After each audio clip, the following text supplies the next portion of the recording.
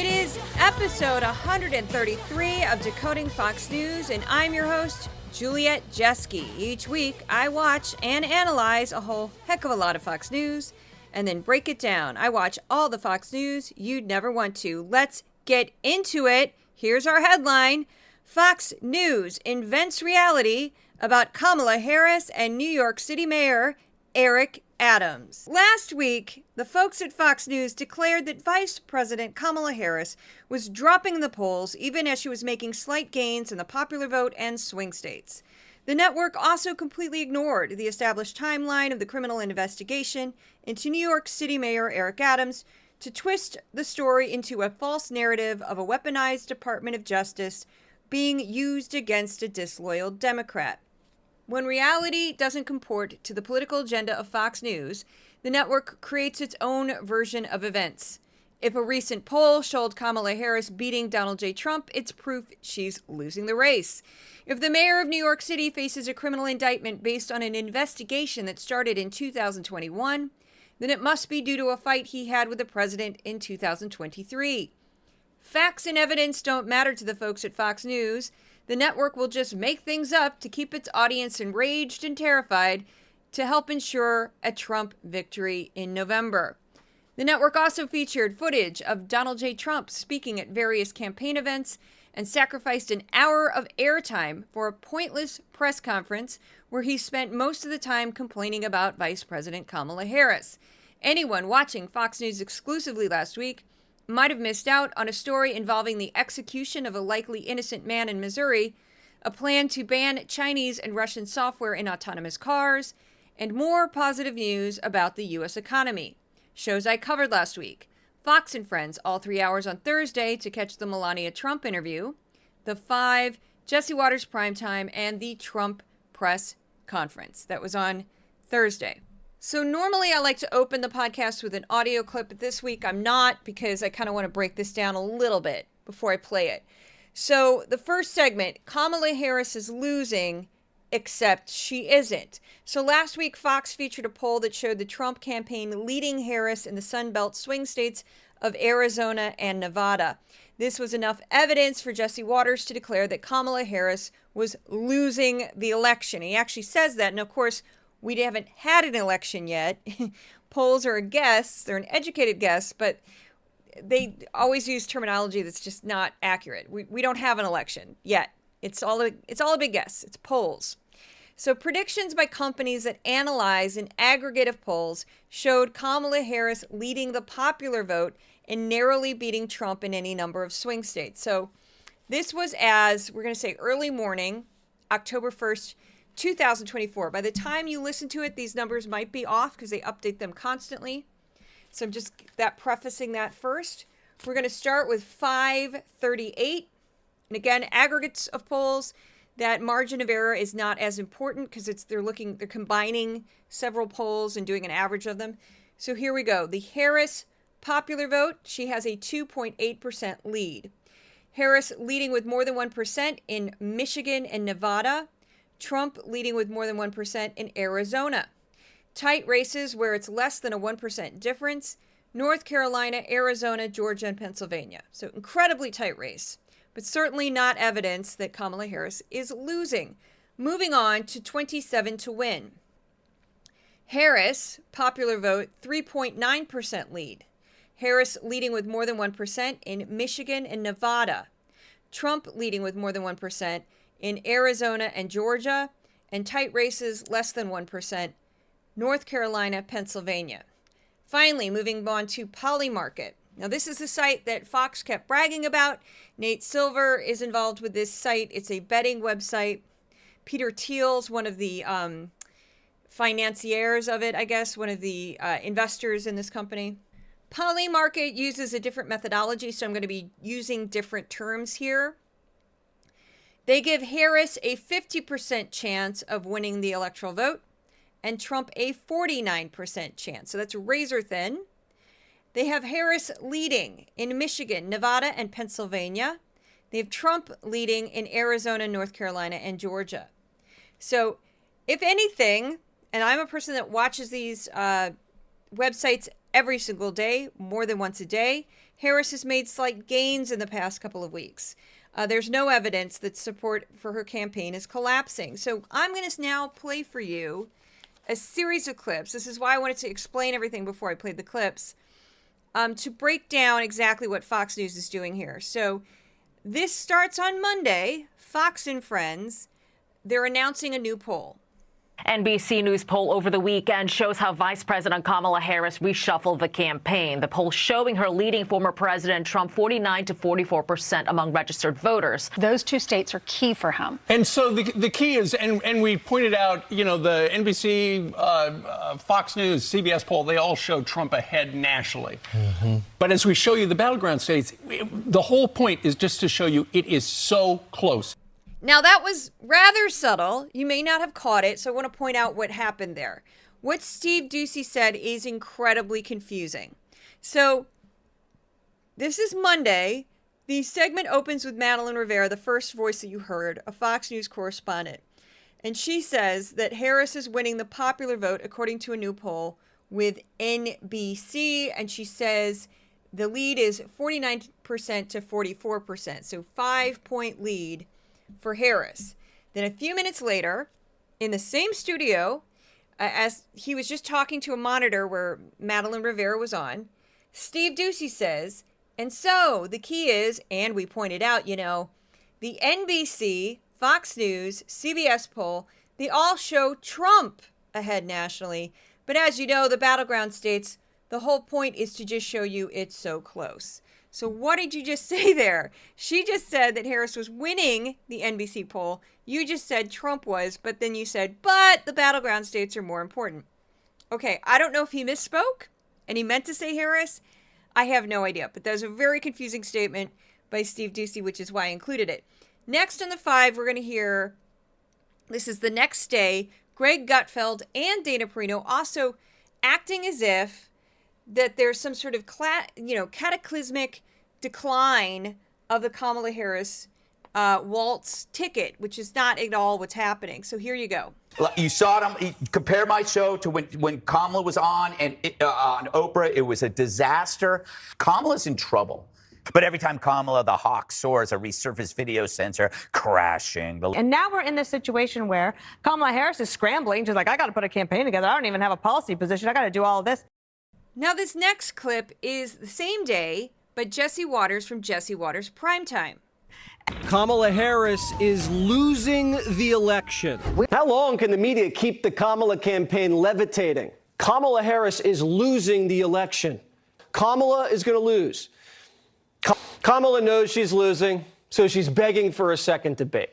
Not on Fox, though. That's too tough. Trump's ahead. He's already debated twice. He doesn't need it. Everybody knows what he stands for. He's not going to give her 90 minutes to lie about her agenda and then lie about his and then steal his policies.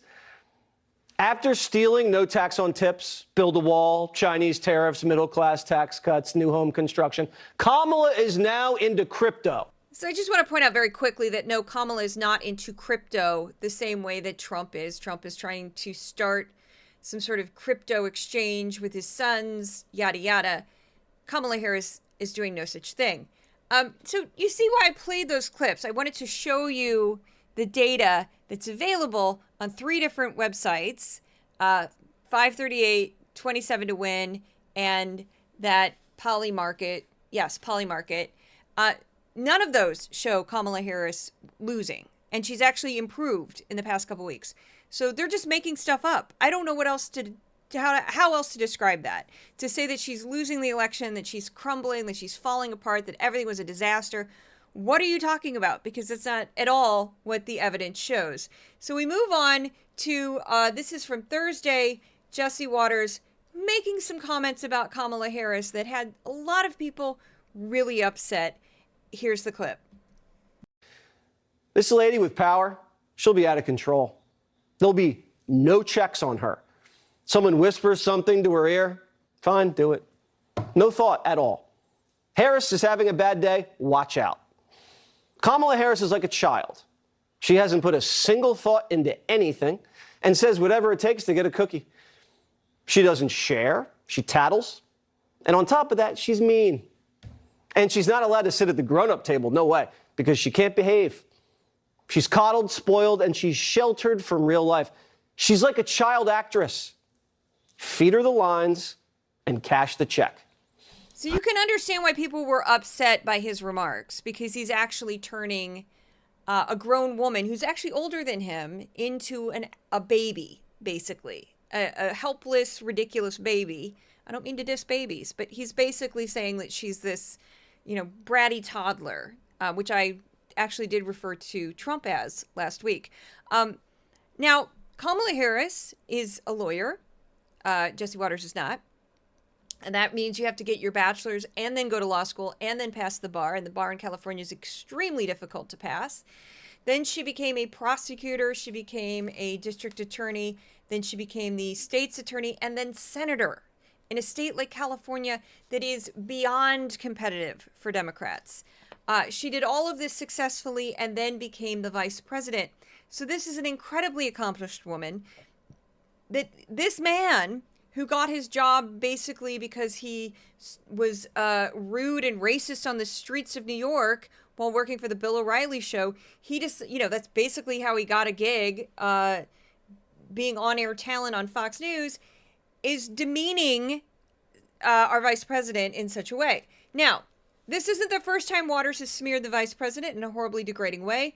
On August 26th on The Five, Waters made what many believe was a reference implying sexual violence towards Harris. He said, I don't have the audio, I'm just going to read it. We don't know who she is. We don't know what she believes. She's going to get paralyzed in the Situation Room while the generals have their way with her. As he said this, Judge Pirro yelled at him, knock it off. And his comment was so offensive that his co-host couldn't even hold back. The next day, Waters attempted to clarify his statement. And he said, there's been some attention to comments I've made on the show yesterday about VP Harris. People are misconstruing my comments to mean something inappropriate. I wasn't suggesting anything of a sexual nature. I was expressing my opinion that Vice President Harris' current leadership style could be an issue if elected. So he regularly demeans women. If you follow my account at all, you know I constantly point this out. He once openly bragged about purposefully deflating the tires of a subordinate employee so she could ask him for a ride home. Although that woman is now his wife, he was a married father of young girls at the time their relationship started. I have a clip, and I have hyperlinks to this in the newsletter, of him joking about slapping his co-host Jessica Tarloff, and he's made sexual remarks about Judge Jeanine Pirro, a woman in her 70s, and other women. He's absolutely disgusting. I have no idea how he's still employed. He's a ticking time bomb in terms of a sexual harassment lawsuit. And I honestly hope any woman who is sexually harassed by him and sues Fox ends up with an incredibly large cash settlement. It's not if, it's when. Because if he's saying this stuff on camera, what is he saying off camera? I can't even imagine dealing with that man. People always joke about, if I could handle Jessica Tarloff's job, I would not take Jessica Tarloff's job just because I ethically wouldn't want to be on Fox News, wouldn't want to be supporting Fox News. I am not Jessica Tarloff. We are two different people. We make our own choices. However, I would not want to do that. And I couldn't do it because I would be kicked off the set within the first show of The Five because I would just unload on Jesse Waters. I couldn't sit that close to him. I wouldn't be able to hold it in. It would be ugly, and they would escort me off set. So, because I would just be like, you misogynistic pig. Why don't you go call your mommy? You're constantly talking about her, which is twisted because you don't seem to, I don't know, your relationship with your mother is creepy. You need help. Buddy, you need 10 therapists. Anyway, and stop talking about your wife as if she's a child, because he's done that too. He's a vile, vile man. This next clip, guess what? It's Jesse Waters again, but he gave me too much material. So this is from Wednesday, Jesse Waters Primetime. He makes another declaration that Vice President Kamala Harris had destroyed her campaign when he sort of twisted a quote she made during an interview with Stephanie Ruhle on MSNBC. So the way I had to edit this, because he didn't put the clip right next to what he said, it's a long story, but this is what she actually said in the clip with Stephanie Ruhle. She said, "Gone is the day of everyone thinking they could live the American dream." that sort of implies that some people think it's unattainable, but she's not saying that it is. That's how I read that. That's my interpretation. I can't read her mind, but that's how I view what her statement was. Waters cuts her off, and then he announces this. Was just asked about her policies. She rambled and then said the American dream is gone. She's been in power for 4 years and said the American dream's gone. She just sank her campaign. So as soon as he said that, I went, what are you talking about? That's like a catchphrase for Donald J. Trump. And I just found 4 examples of Donald J. Trump saying the American dream is dead. Here you are. And I will give you the dates of these clips when I finish playing them. So buckle up. It's a lot of Trump. We're going to bring back a thing called the American dream. The American dream is dead. Right now, the American dream is dead. Under Kamala Harris and crooked Joe Biden, the American dream was dead. The American dream is dead. The American dream is dead. So I'm going to go quickly through that list of clips that I just played you. The first one that you heard was the most recent, August 19th, 2024, Trump campaign event in York, Pennsylvania. The next one was 2 days prior, August 17th, 2024, Trump campaign event in Wilkes-Barre, Pennsylvania. He also said it on October 16th, 2023, when he was campaigning in Adel, Iowa. And that last clip that you heard, the most dramatic, the one that had the big pregnant pause between the American dream is dead, like that, was from June 29th, 2015. And that date is of great significance because that is the day that Donald J. Trump came down the golden escalators in front of paid actors who were paid $50 a pop. I know people who did it, who stood out there with signs that said, "We love Trump," and were given other materials by the Trump campaign to pretend they were supporters of this man. And that's the first time I could find that he said it. He probably said it before then. I would bet you could probably find older clips of him saying it. I didn't have a ton of time when I was searching for that, but I thought that was a great moment to pull from. So he's been saying this forever. So I looked up the actual data on this, because if you mean the American dream to be home ownership, let's look at that, because that's something we can look up that's quantitative. Let's go. So according to Fred, Federal Reserve Economic Data, the most recent peak of home ownership in the United States was back in 2005, when home ownership was 69.2% during the George W. Bush presidency. Another recent peak was during the pandemic, when the economic crisis led to rock bottom interest rates, when it shot up to 67.9%, but then quickly dropped while Trump was still president. It's a very short little quick peak. Then the latest Fred date that was calculated on the chart was the fourth quarter of 2022, which would be the Biden administration. And it was also going in an upward trajectory, and it had it at 65.9%.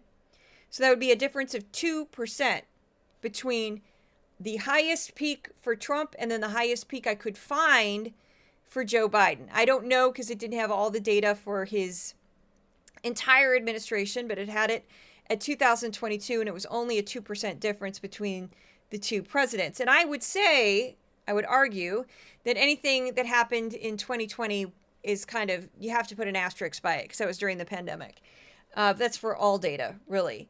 So most economists and financial experts wouldn't call a difference of 2% in home ownership from 2020 under Trump to 2022 Biden the end of the American dream. Now, we are having issues with interest rates and lack of inventory. This is all true. But the United States has a very high rate of private property ownership and property ownership in general. So the next one, I should do my shout out to my sponsor right now, since I'm about midway and we're about to switch gears a little bit. So people say, who is my sponsor? And I have to tell them every time, it's the listeners of my podcast and the readers of my Substack channel. I have no large donor, no large sponsor. Nobody's writing me a check every month. I do it the hard way, and this is not easy, I'll tell you. Crowdsourcing is an adventure. that it's all community based. There's no financier going, here's a big check, go for it. Some people shoot for that. I actually don't want that because I'd rather stay completely independent. If you'd like to become a sponsor for Decoding Fox News, you can go to my Substack for Decoding Fox News. You can go to my Patreon for Decoding Fox News. All paid subscribers and paid supporters get exclusive content. Chapter 7, my analysis of Chapter 7 of the Project 2025 is coming up very soon. My primary focus tonight is to pick up the debate, the vice presidential debate between Tim Walz and JD Vance. And depending on how that goes, there might be a podcast on it, there might not be. It's hard to say. It just depends on how that one goes. So that will be my primary focus tonight. Stay tuned for that. But yes, if you can't afford to become a paid subscriber or paid supporter, you can share the podcast, share the newsletter, tell your friends, give me a good review wherever you listen to this podcast. It also helps tremendously. I just want to throw something out there because in the past week, it was a little overwhelming. People email me on every single platform you could imagine, and I can't keep track of it. I don't know when people are emailing me. If you email me on Facebook, it goes to a weird inbox I don't see. Instagram, similar. I would say, please don't email me back on the email that includes the newsletter or podcast. Because that, if more than one person does it, it shows up in a thread. I can't even tell who's talking to me. I would recommend not doing that because I won't see it. When you're a paid subscriber, it's a lot easier to contact me because you can do so on Substack with no problem. And it doesn't have to be approved or anything like that. It just shows up. I know you're a paid subscriber, all of that. I want to address something because somebody emailed me. I still haven't had a chance to even open the email. That's how busy I am. Very, very busy right now because of the election. People always ask about the theme song to the podcast. Just want to say very quickly, it was a purchased song from Premium Beat, which is a company that sells songs for podcasts. I paid $50 for it. I did. And that way I have the rights to it and I can use it and nobody can claim that I'm stealing their work or threaten me or anything like that. So, and sadly, it's not a pop song. People love that song. I picked it from the punk section. I picked it for the phrase one woman show, which this is. I had listened to like 20 songs at that point, and I was kind of going to go with a polka because I play the accordion and I thought that would be funny. But when I went through the punk section, and when I heard Welcome to My One Woman Show, because the name of the song is actually Eat Your Heart Out, I went, that's my song, because this is a one woman show. And please keep that in mind. If you're sending me correspondence, you're not sending it to an intern or a customer service department. You're sending it to the actual person who wrote the stuff. So it's harder. It's just more difficult to deal with that. Just letting you know. I'm laughing, but it's true. Letting you know. It's not an intern. It's me. Okay, so next up. So you may have seen this. Trump pulled a stunt where he went into a grocery store in Pennsylvania and was like, hey, look at me, I'm in a grocery store. And everybody was joking. It was probably the first time the man was ever in a grocery store. And he went over to this woman and just casually kind of like flinged it at her. Didn't even really make eye contact with this woman. Just gives her a $100 bill. And it's like, look at me, I'm a rock star. And like walks out. Now, some people got very worked up about that because Trump may have broken a campaign law by doing that. The name of the market was Sprankle's Neighborhood Market in Kintanning, Pennsylvania, and many legal experts pointed to 18 U.S. Code 597, a federal law that makes it illegal to influence voters through financial means. So on Tuesday, the producers of Fox and Friends invited the woman who was at the grocery store, Jenny Kantz, who received the cash from Trump, to clarify that the event was pre-planned and staged by the Trump campaign. Shocking. Here's the clip. To both of you. Good morning. Good morning. So, Jenny, tell us a little bit about that. So your cousin owns that store, and the Trump team called up and said, hey, we would like to have a family at the checkout. Is that right? Yes. And what else did they tell you? Not much, other than we were hoping to get the opportunity to meet him, and the fact that he handed us $100 was a complete surprise. So that was the cousin of the owner of the store shopping at this grocery store, knowing full well that she was going to be part of some sort of event for the Trump campaign. So this person was pre-screened, pre-approved. The whole thing was staged. I think Fox decided to just admit this openly to give cover to Trump that he was paying a voter. So, no, I wasn't paying a voter. This was a staged event. He could even say that the $100 was like her money or something, and he was just giving it to her to make it look like he was, I don't know.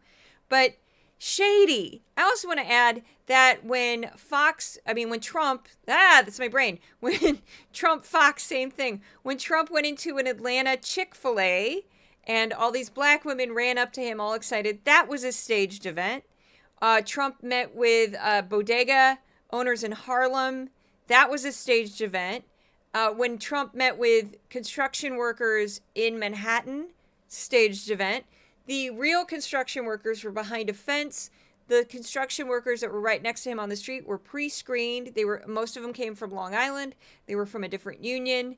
The whole thing was staged. And of course they were, because the Secret Service is not just going to let random people walk up to him. At least they shouldn't.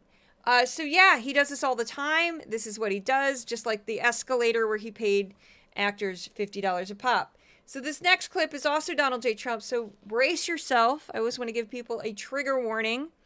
But I wanted to play this because this was his ridiculous press conference that the whole time I was watching it, I was just tweeting, please pull the cameras from this man. Because it wasn't a press conference. He tried to say, I'm going to have a big announcement. His big announcement was to complain about Kamala Harris for 76% of the time. And I went through the whole thing like I do with a spreadsheet, counting minutes of how many times he switched topics. And 76% of the time, he was talking about Kamala Harris. He referred to her something like 166 times. He often said she instead of her name. He used a pronoun for her, but he was still referring to her, and I counted that, and it was staggering. It was just him like, I'm going to hold this press conference. I hate Kamala Harris. Boom. Like, what? That's not a press conference. That's you campaigning and using the television for free. So, it started at 4:30. He went for an hour. He only gave the press 12 minutes to ask questions. A lot of what he said during this rant, I couldn't keep going through it, but I'm going to play for you basically the worst of the worst. But he kept implying that Kamala Harris was president and she could issue an executive order, which of course she cannot. So this is him just kind of going through some of his horrible rhetoric, which he keeps saying that we all need to tone down. We need to tone down the rhetoric. Well, he's not doing it. So here you go. Untold suffering, misery, and death upon our land that she has completely destroyed, from what I understand, destroy our country. And they're either dead, being sold into sex slavery, or just plain missing. The worst administration in the history of our country. Now he repeats the false claim about prisoners and mental patients being sent to the U.S. on purpose by other countries, which is laughable. Here we go. From prisons and jails, mental institutions, and insane asylum people, mentally ill people, and terrorists at record levels. We've never had terrorists come into our country like this. And they said there's never been anything like this in the history of the world, and they are destroying the fabric of our country. So Trump has been asked on multiple occasions to provide some evidence of his claim that other countries are purposely sending prisoners and mental patients to illegally immigrate, by the way, illegally immigrate into the United States. And so far, Trump has come up with nothing. He's got nothing to support that. I just also want to point out that, yes, the United States does have adversarial relationships with a few countries around the world, but for the most part, most countries want to stay in our good graces due to the fact that we have a lot of money and we buy a lot of stuff. And we also provide foreign aid. So they don't want to, for no reason, aggravate the United States. Like some of the stuff he talks about with countries in Africa. Like why on earth would the Democratic Republic of Congo send prisoners to the United States? That makes zero sense. It makes no sense whatsoever. And they specifically have said that they don't even know what he's talking about. Their policies are so wrong and so evil and so unfair, but there can only be a very few reasons, because they're destroying our country at a level that's never been seen before. Americans have watched their communities destroyed by this sudden, suffocating inundation of illegal aliens. We're dumping ground for the rest of the world. There's never been a border like this. On everything else, we have the worst inflation, I think, in the history of our country. What's happened to them?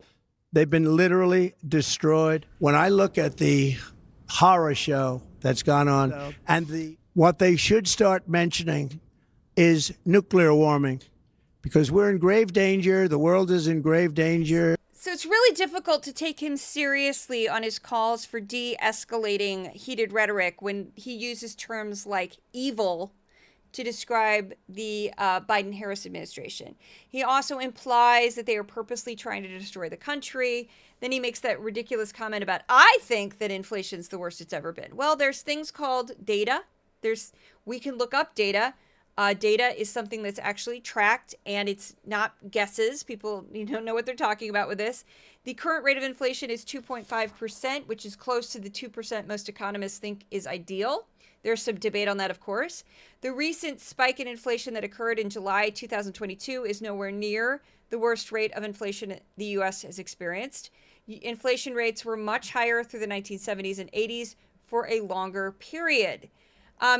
And then Trump just went to, we're all going to get nuked at the end there. So absolutely absurd. So on Wednesday, Harold Ford Jr., who's normally very affable, he's more of a moderate than I would call him a liberal. He's almost a Republican in many of his views, but he's supposed to be a liberal. And sometimes he actually says something that you're like, wow, good for you, Harold Ford Jr. I do say I'm not disparaging him as a human being. He does seem like he would be a very nice person to hang out with. But yeah, he's not really much of a fighter on the five. He tends to agree with his co-hosts no matter what they say or whatever they say about him. But this is him pointing out a couple of the huge flaws in Trump's economic policies. And both of these clips are from the same show. I think we have to be mindful of smaller and larger corporations and their ability to compete. But at the same time, Jesse, I totally disagree. The tariffs that he wants to put on goods, this is an automatic tax on everyday Americans who have to afford essentials and food. Now, I can admit the 20% tax or the 20% tax rate for corporations is not good for growth. And I hope that we all, once we digest this and we can get away from some of the politics, the tariffs he's talking about, I don't see how that's going to help the economy. I think if you were to ask economists who are Democrat or Republican and you took out the fact that Donald Trump wants them, I think they would answer consistent with what I am, that tariffs generally are a tax on or inflation for middle class voters. Why can't you if you buy that product, the American product instead of the product from overseas? Right, but if we don't make the product here, that's the key point, Harold. If you make, I know, I want to address this. If America makes the product, then a tariff on a competing product that's subsidized by a country makes sense. But if America doesn't make the product, then you don't have the tariff. I'm with you on that, but I don't think he's talking about a competing product made by China. Right. So I'm not convinced that that's what he's talking about. But I also want to add, in support of Harold Ford Jr.'s statement there, that Trump has never said he wants targeted specific tariffs. Trump has actually said he wants blanket tariffs against all Chinese imports. So Trump has misrepresented how tariffs work for years now. And I honestly don't know if he knows how tariffs work. When you put a tariff on a Chinese import into the United States, the Chinese government does not pay the tariff. They are not penalized for that tariff. A U.S. importer pays the tariff, or a U.S. company pays the tariff. That tariff is a tax that goes to the U.S. Treasury, and that added cost that the importer or company now has to pay for that good gets passed on down to the consumer. So it just increases prices. How tariffs are supposed to work is if the U.S. makes something similar to a Chinese import, it's supposed to make a U.S. product more competitive. But we don't make the same stuff that's made in China for the most part. And I actually, in the newsletter, included the top manufactured goods in the U.S. and the top manufactured goods in China. And we, in the United States, make heavy machinery, transportation equipment, airline parts. China makes mechanical appliances, small ones, TV sets, sound recorders, toys, games, clothing, and other inexpensive manufactured items. The reason being is the labor is very cheap in China, as are all of the expenses. in the United States, just getting a factory, getting land, hiring workers is all going to cost a lot more money. And that's why we make difficult, complex, expensive items, high-ticket items like transportation equipment, heavy machinery, cars, trucks, that sort of thing. So there's no reason to compete for cheap plastic toys from China. It just doesn't make sense. So I'm not convinced that that's what he's talking about, but if you kept corporate tax rate is 21%. Right. Donald Trump, he wants to lower it to 15. My challenge with that, judges, we have a $36 trillion debt. At some point, we all have to be a part. And the 21%, I think, is the right thing. I don't think we should raise it to 28. And 15, I don't know the benefit we get from it. And finally, we spend more, $1 trillion to pay to service our debt. That's more than we spend on national defense. At some point, we have to reckon with this. This is the first time the national debt has reached the GDP. It's 100% since World War II. Right. They own it. Both parties own it. We got him. Again, Harold Ford Jr. is correct. Both parties do own it. Trump's last tax cut increased the national debt by $8.4 trillion.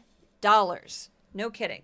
Okay, so next up, and I'm going to try to cram this in as quickly as possible, Eric Adams. This one, I didn't want to include it with Trump. I wanted to get all the Trump stuff out of the way.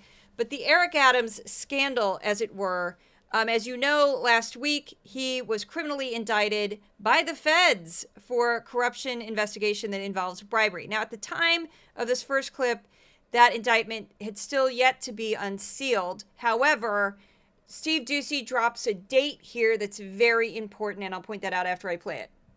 All we know is the indictment was handed up. It started with an FBI investigation in 2021 and the question was whether Adams pressured fire department officials to sign off on opening a new consulate building for the Turkish government despite safety concerns. So Steve Doocy just dropped the first clue, that being 2021, that this criminal investigation had nothing to do with any feud between Eric Adams, the mayor of New York, and President Joe Biden, because they were feuding over migrants. So this is the timeline. This is a very truncated timeline. If you want to check out the full thing, I have some hyperlinks in the newsletter. Here we go. At some point in 2015, and this is when Eric Adams was the borough president of Brooklyn, he established a corrupt relationship with a senior Turkish diplomat official who introduced him to Turkish Airlines general manager in the New York City area. Over the course of the next 6 years, Adam allegedly accepted free or heavily discounted luxury travel, plane tickets, and accommodations. He also allegedly received campaign contributions from foreign nationals through straw donors. The indictment also alleged that Adams took steps to hide these payments and gifts.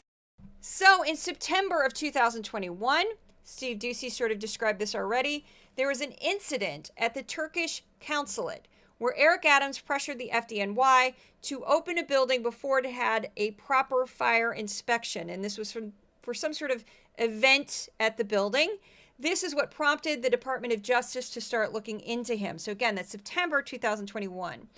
Eric Adams won officially the mayoral election in November 3rd, 2021. He was sworn in January 1st, 2022. Now, in May of 2023, the Biden campaign officially says they did not want Eric Adams as an official campaign surrogate. Now, Eric Adams' press people dispute that. They say, oh, we were never asked, and that's not what happened. But that's, like, officially, you could find several news sources that cite the fact that the Biden campaign said we're severing ties with Adams. We're still friendly with Adams, but we don't want him to work on our campaign. And this was after weeks of Adams complaining about migrants, too many migrants in New York, and he blamed the Biden administration for this. So that, again, is 2 years after the FBI had already investigated him. Now, these are the rest of the clips from Fox. Now, if Steve Doocy knew before the indictment was unsealed on Thursday morning that the criminal investigation into Eric Adams started in 2021, you'd think his coworkers would also have access to this information. But apparently they don't, because they are getting all their dates confused. Here we go. I do find it interesting that the moment he started criticizing the Biden administration, they kicked him off the campaign. But when I heard Mayor Adams question the Democratic Party and their policies on immigration and heard AOC disagree with him, we all knew he was in trouble. Because if you don't fall in line with the Democrats, the big dog Democrats, then it appears, will find a reason to ruin your life. Look what they did to Donald Trump.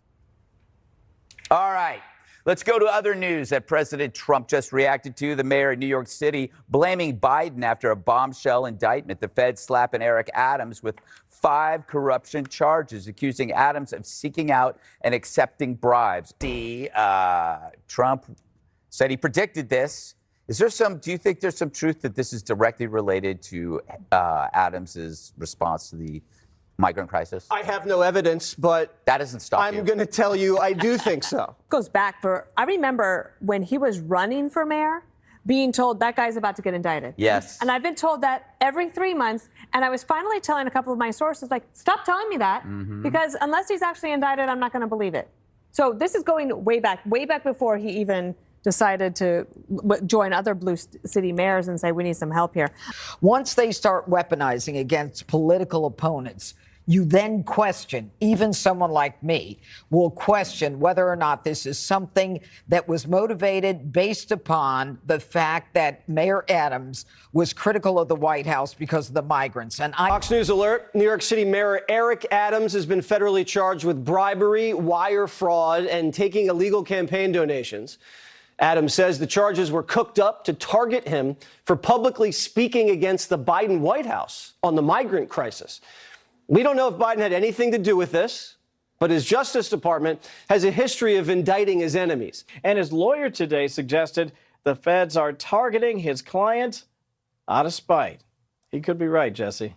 So again, I guess the Department of Justice invented a time machine, went back to 2021 because they knew Eric Adams, who was not yet mayor, would somehow end up in a dispute with President Joe Biden. Okay, because 2021 is 2 years prior to 2023. I don't know how else to spell that out, but Steve Doocy knew it. So if Steve Doocy knew it, the rest of them should have known it as well.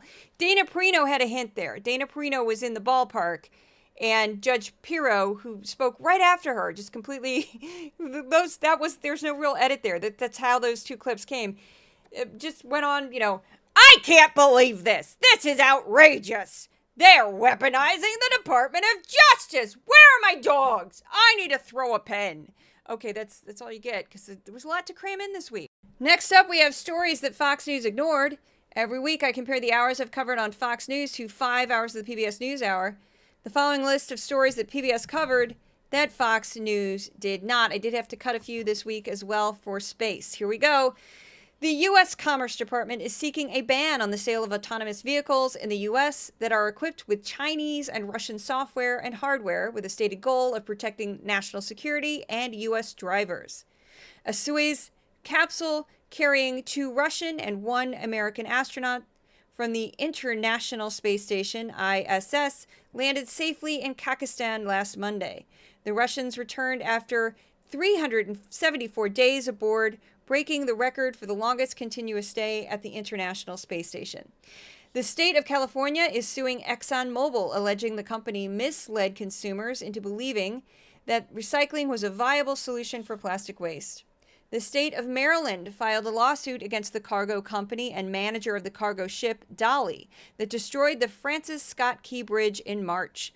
The state is suing for the total cost of the replacement of the Francis Scott Key Bridge, along with other expenses, including lost revenues, tolls, fees, and taxes, as well as damage to the environment. The Department of State filed a lawsuit against Visa over what it says are antitrust violations that suppress competition in the debit card market. The CEO of Novo Nordisk, makers of popular weight loss drugs Ozempic and Wegovy, testified before the U.S. Senate over the high cost of its products. A man threw an explosive in a courthouse in Santa Maria, California, on the day of his arraignment for firearms violations. 5 people received non-life-threatening injuries, including burns. The suspect, 20-year-old Nathaniel McGuire, is being held without bail. Missouri executed Marcus Williams for a 1998 murder despite objections from prosecutors and the victim's family. Forensics evidence at the crime scene included fingerprints, footprints, hair, and DNA on a kitchen knife, none of which matched Williams. The Supreme Court declined to intervene despite the objection of 3 liberal justices. Williams maintained his innocence until his death. Oklahoma executed a man for a 1992 killing despite a parole board recommending clemency. And Emmanuel Littlejohn admitted he was part of an armed robbery of a convenience store, but insisted he did not fire a shot that killed the store's owner. The parole board recommended commuting his sentence to life in prison, but the state went ahead with the execution. President Biden signed an executive order on gun violence prevention, aiming to crack down on 3D printed guns and to improve active shooter drills at the nation's schools. A Hong Kong court sentenced the editor of a now shuttered news publication, Stand News, to 21 months in prison. Chung Pu-kang was convicted of colonial sedition law for criticizing the Chinese government for its crackdown on pro-democracy protests in 2019. On the first day of jury selection, Newsmax decided to settle with Smartmatic, a voting technology company, for an undisclosed amount in a defamation case. Smartmatic accused Newsmax of knowingly promoting false stories about the 2020 election that harmed its company. Fox News also faces a $2 billion lawsuit from Smartmatic. The U.S. economy grew 3% in the second quarter, which was faster than most analysts predicted. Applications for unemployment assistance also hit a 4-month low last week. The Department of Justice criminally indicted 3 Islamic Revolutionary Guard troops, IRGC, employees in a conspiracy to hack into the Trump presidential campaign and influence the 2024 election. British actress Dame Maggie Smith died at the age of 89. Her career spanned 7 decades with theater roles in her teens and the slew of television and film roles that followed. Smith received 2 Academy Awards, 5 BAFTAs, 3 Golden Globes, 4 Primetime Emmy Awards, 5 SAG Awards, and a Tony Award. Wish I could say a lot more about her, but I don't have the time. Moving on, by the numbers. Every week, I compare the top 5 stories on Fox to the top 5 stories on PBS. Here we go. For Fox, number 1 story was Kamala bashings, where they just bashed Kamala Harris, 24% of the airtime, 18% blatantly promoting Trump, 10% Trump assassination attempts. Both of them combined was 10%. 8% the Melania Trump interview, which was incredibly boring, and 4% extreme weather, which was basically Hurricane Helene. PBS, number 1 topic, author profile. They had a lot of people promoting books, including Hillary Clinton. That was 16%. The presidential campaign took up 14%. The Israel-Hamas war, which is now turning into the Israel-Hezbollah war in some ways, 12%. The Ukraine war, 10%. And Hurricane Helene, 6%, which is also under extreme weather. Words used on Fox. Here we go. Trump, 595 times. Border, 349. Kamala, 321. Biden, 230. Iran, 110. Economy, 86. Israel, 82. Migrant, 72. Crime, 70. Assassination, 57. Inflation, 49. Eric Adams, 42. China, 37. Hillary, 17. Haitian, 10. AOC, she's always on it. Doesn't matter. 3. And FEMA, only once. Believe it or not, FEMA only showed up once. I just want to add really quickly that the AI program that I use to create transcripts, because it takes about 5 minutes to create a transcript for an entire show, is not perfect. And it makes mistakes all the time. And names especially, it just can't figure out. Like, it will get Vivek, but it can't get his last name of Ramaswamy. Never, it just turns it into all kinds of crazy stuff. It just does, the computer doesn't hear it correctly. However, FEMA, it does hear perfectly correctly because that shows up a lot. It literally only showed up once in the transcript. I can't make that up. Once when this huge hurricane was coming. Just thought that was a little nutty. I couldn't believe it. Anyway, that's it. I will do very quick because I just feel like doing it because I was kind of watching her. I was capturing Fox and Friends from this morning as I was working on this. And they had on one of my favorites, which is Kellyanne Conway, Miss Alternative Facts, who's always sort of changing her hair in very odd ways. And, that's this like coquettish way of speaking. But then she says her A's real New Jersey. She has like this New Jersey accent that comes out of nowhere that you're not expecting. But she does that kind of whispery kind of, hey, how you doing? How the kids? How you doing? Trump's just this misunderstood genius, and I'm Kellyanne Conway. And it's alternative facts. Okay, so Odin has jumped on my lap because he tells me when I'm done, and I'm done. So if you'd like to see more of my work, you can go to X, also known as Twitter, Threads, Instagram, TikTok, YouTube, Facebook, but please go to my Facebook fan page. It should be obvious which one is which. And that's about it. If you'd like to become a financial supporter of Decoding Fox News, I'll answer your email more quickly. You can go, because I get it more easily. You can go to Substack for Decoding Fox News, Patreon for Decoding Fox News. And again, all paid subscribers and paid supporters get exclusive content this week. It should be at some point Chapter 7 of Project 2025. And due to the success of my last little mini video that I made that was only 5.5 minutes long about Project 2025, I plan to do a couple more before the campaign that just specify certain issues, not necessarily a chapter, but certain issues, and just focus on that. Because I thought it performed very well. People were very happy with it. I just did one that was based on what the authors plan to do about FEMA, NOAA, and federal subsidized flood insurance. So I thought it was very topical considering we just had this major hurricane. So you can also find a version of this podcast on the Resolute Square YouTube channel.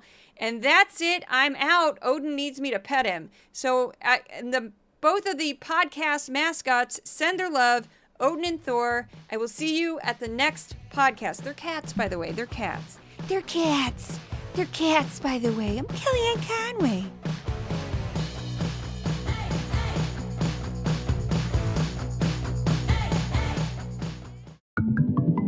Resolute Square.